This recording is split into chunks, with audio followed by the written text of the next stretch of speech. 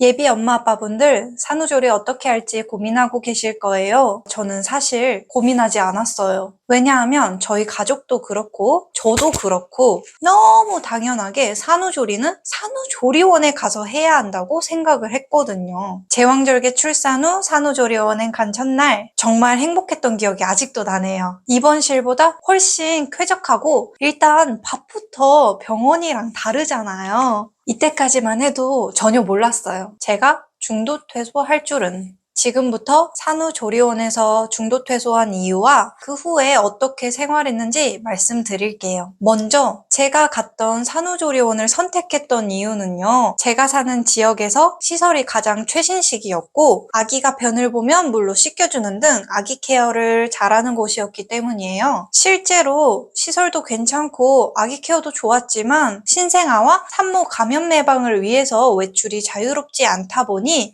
한 방 안에서만 생활하는 게 답답하더라고요. 점점 생기를 잃어가는 느낌이랄까? 남편도 조리원 생활을 함께 했는데 저랑 남편이랑 똑같은 기분을 느끼더라고요. 이런 우울한 공간에 더 이상 있고 싶지 않은데 당장 집에 가자니 내 몸조리는 어떻게 하고 아기 케어는 어떻게 해야 될지 막막해서 눈물이 막 나는 거예요. 그때 남편이 내가 잘해볼게. 산후조리 하러 왔는데 거기에 전념할 수 없다면 집으로 가자. 나 잘할 수 있어. 이렇게 말하는데 정말 든든한 거예요. 사실 산후조리 해야 하는 아내, 그리고 돌볼 줄도 모르는 첫 아이. 남편도 이 둘을 데리고 갑자기 집에 가는 게 얼마나 막막했겠어요. 제가 불안한 마음을 보이니까 남편은 그런 내색 안 하고 버팀목이 되어준 거죠. 덕분에 집으로 바로 올 수 있었어요. 병원, 산후조리원을 거쳐서 집에 오니까 천국 같은 거예요. 제가 생활하던 곳이니까 저한테 다 맞춰져 있는 곳이잖아요. 그래서 몸도 마음도 편안하더라고요. 다만 문제는 아기 케어였죠. 집에 온 당일에는 아기를 씻겨본 적도 없고 기저귀를 갈아본 적도 없었어요. 그래서 그날 시어머님이 저희 집으로 오셔서 직접 아기 씻기는 법을 보여주고 가셨어요. 다음 날부터는 남편이 직접 씻겼는데 아기 다칠까봐 무서워서 아기를 품에 꼭 안고 그냥 욕실 바닥에 털썩 앉아가지고 자기 옷이 젖든 말든 그냥 아기랑 자기랑 같이 씻는데 너무 든든하면서 고마운 거예요. 새벽 수유도 남편이 담당했어요. 요리는 원래 남편이 더 잘하다 보니 남편이 해주기도 하고 시켜 먹기도 하고 시어머님이 반찬, 죽 이런 거 많이 해다 주셨어요. 덕분에 저는 아기 케어하면서 제 몸조리까지 걱정 없이 할 수 있었습니다. 직접 아기랑 살 부대끼면서 같이 살아보니 생각보다 어렵지도 않고 점점 할만하더라고요. 오히려 조리원에서 잠깐씩 볼 때는 뭔가 인형 밥 주는 느낌? 아기가 정말 예쁘긴 하지만 내가 너를 정말 사랑한다 이런 느낌은 들지 않았어요. 근데 24시간 아이와 함께 지내다 보니 아기가 나한테 어떤 표현을 하는 거고 어떤 신호를 보내는 건지 알 수 있게 되고 함께하는 시간이 절대적으로 많아지다 보니까 우리 부부와 아이 사이에 가족이라는 그 끈끈한 유대감이 많이 생겼어요. 실제로 엄마와 아이가 같이 지내는 모자동실은 아이 뇌발달과 애착 형성에 도움이 되고 산모 양육 태도에 긍정적인 영향을 준다고 합니다. 또한 병원이나 산후조리원 신생아실은 많은 아이들의 케어를 위해 낮이고 밤이고 조명을 환하게 켜놓습니다. 24시간 낮밤에 따라 생체 리듬을 배워야 하는 우리 아이들에게는 좋다고 할 수 없는 환경입니다. 반대로 모자 동실을 할 경우에는 엄마 아빠가 우리 아기 잘 때 어둡게 해주고 수유할 때나 기저귀 갈 때는 밝게 조명을 켜주면 되니까 생체 리듬을 맞춰 나갈 수 있겠죠. 국제 모유수유 전문가이자 아이 연구소장이신 곽윤철 선생님이 쓰신 책이 있어요. 통곡 없이 잠 잘 자는 우리 아기라는 책을 보면 우리 애는 자야 하는데 옆에 애기 기저귀 가는 것 때문에 우리 아기 리듬을 방해받아서는 안 된다고 말합니다. 잠을 잘 수 있는 최적의 환경을 제공해주는 건 부모의 역할이고 아기와 처음부터 같이 생활하면 아기의 욕구 표현들을 자연스럽게 배우고 빨리 캐치해서 최적의 환경을 제공하는 게 가능하다고 말합니다. 이렇게 모자동실을 하면 우리 아기 배고플 때 바로 수유하면서 아기의 수유텀도 알 수 있겠죠. 그럼 모유수유 성공률도 높아지고 생체 리듬도 아기와 함께 맞춰 나가니까 조리원 퇴소 후에도 육아 아기와 멘붕을 피해갈 수 있겠죠. 사실 저희는 출산 전에도 24시간 모자동실이 좋다는 걸 알고 있었어요. 근데 제가 제왕절개까지 하는데 난 절대 못한다고 했어요. 산후조리원에서 내 몸 회복하는 데만 더 신경 쓰겠다고 했죠. 하지만 지금은 후회해요. 왜 24시간 못할 거라고 생각했을까? 왜 안 된다고만, 어렵다고만 생각했을까? 아기와 24시간 함께하지 못한 그 며칠이 지금까지도 정말 아쉬워요. 그래도 다행인 건 답답해서 조리원 중도 퇴소를 한 덕에 하루 종일 아이를 보는 게 생각만큼 겁먹을 일이 아니라는 걸 일찍 깨닫게 되었죠. 저희 부부는 만약 둘째가 생긴다면 집안일과 요리를 다른 사람에게 맡기고 아기 케어는 저희가 스스로 할 예정입니다. 산후조리원 환경이 저랑 안 맞다고 느끼긴 했지만 만약에라도 다시 산후조리원에 가게 된다면 아이와 24시간 모자동실을 하고 요리, 빨래, 아기 목욕 정도만 조리원에 맡길 생각입니다. 저는 산후조리원을 산모 몸 회복하기 위해서 가는 곳이라고만 생각을 했는데 산모가 몸 회복도 하면서 아기 케어에만 집중할 수 있는 환경을 제공하는 곳이라고 생각이 바뀌었거든요. 이 영상을 보신 예비 엄마 아빠도 산후조리를 어떻게 하면 좋을지 많은 이야기 나눠보세요. 산후조리 방식에 옳다, 그르다 라고 정해진 답은 없으니까요. 다만 갓 태어난 아기와 엄마 아빠가 최대한 많은 시간을 보낼수록 아기에게 좋을 뿐더러 앞으로 엄마 아빠가 육아할 때 더 수월하다는 점 알고 계시면 좋을 것 같습니다. 오늘 영상 봐주셔서 감사드리고 도움이 되셨다면 구독도 함께 부탁드립니다. 다음 영상도 좋은 주제 가지고 오겠습니다. 감사합니다.